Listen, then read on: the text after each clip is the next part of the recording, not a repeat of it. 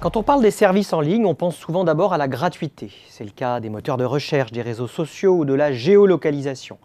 Une gratuité qui n'est bien entendu qu'apparente. Je vous propose de regarder ensemble comment se rémunèrent les sites ou plateformes en ligne que nous utilisons tous régulièrement. Et comme nous le verrons, la grande diversité de l'offre sur Internet recouvre en réalité 6 modèles de revenus génériques. Le modèle dominant est sans aucun doute le modèle publicitaire, copié par les sites d'information, les applications mobiles ou les réseaux sociaux. Dans ce cas, l'éditeur du service doit drainer une audience maximale pour ensuite la mettre en relation avec des annonceurs intéressés par le profil de cette audience. L'amélioration des techniques de ciblage publicitaire, grâce à la collecte des données utilisateurs, promet au passage d'en améliorer encore le rendement. C'est même ce qui fait le succès de Google ou Facebook. Grâce à une offre de services très attractive et gratuite, les géants du numérique collectent des données précieuses sur les utilisateurs afin de les rediriger vers les bons annonceurs qui rétribuent alors Google ou Facebook. Attention toutefois, empiriquement, seule une poignée d'opérateurs parviennent à vivre exclusivement du modèle publicitaire. Autre modèle de revenu d'importance, le modèle marchand. C'est en fait celui du commerce en ligne.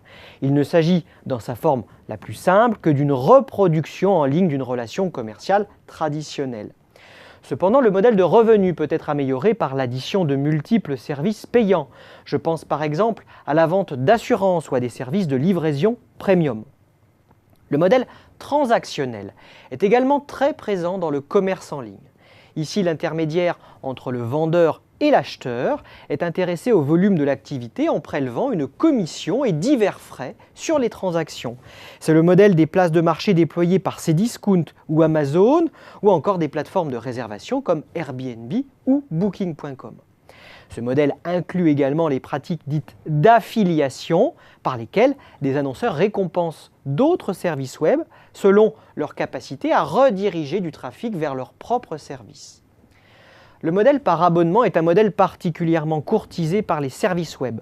Parce qu'il engage le client sur une période plus ou moins longue, il offre une bonne garantie sur les niveaux d'activité et les flux de trésorerie à terme, un argument auquel les jeunes startups et les investisseurs sont très sensibles. Ce modèle est adopté par un grand nombre d'opérateurs, allant de la presse traditionnelle qui l'utilisait déjà dans le print aux fournisseurs de services hébergés dans le cloud, comme Salesforce ou Microsoft, en passant par les plateformes de streaming musical ou vidéo. Le modèle du paiement à l'acte séduit également les startups et les investisseurs.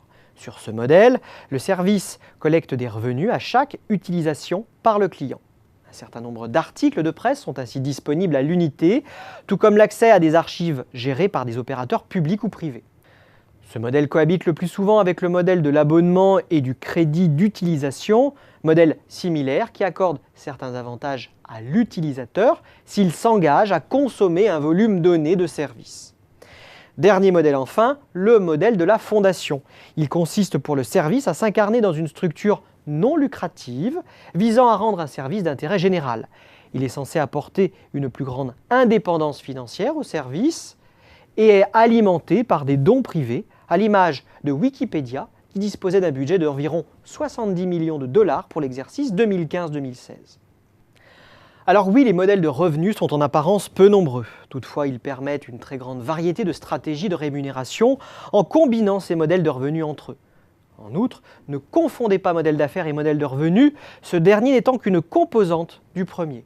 Ainsi, un service web se caractérise aussi par le nombre et la variété des populations présentes sur les différentes phases du marché, par son intégration à d'autres services web pour constituer des effets de réseau, ou encore par sa capacité à s'ouvrir à ses utilisateurs pour améliorer et développer son offre.